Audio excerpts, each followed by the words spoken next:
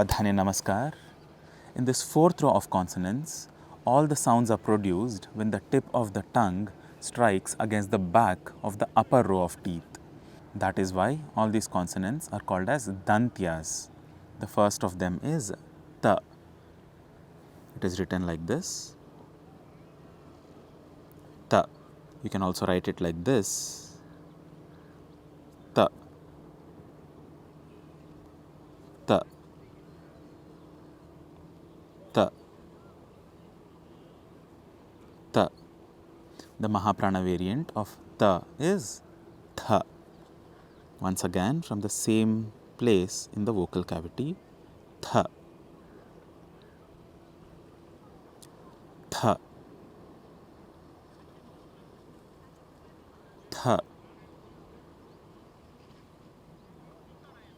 Tha. Tha. The softer sound in this row of consonants is da. Da. Da. Da. Da. Da. The Mahaprana variant of da is dha. It is written like this, where the tip is straight up. Dha.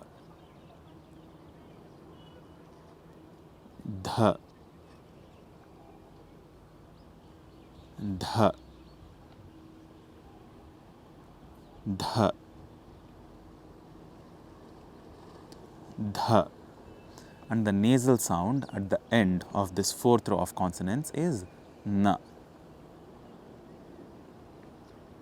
Na. It can also be written like this, na, or like this, na, na, na.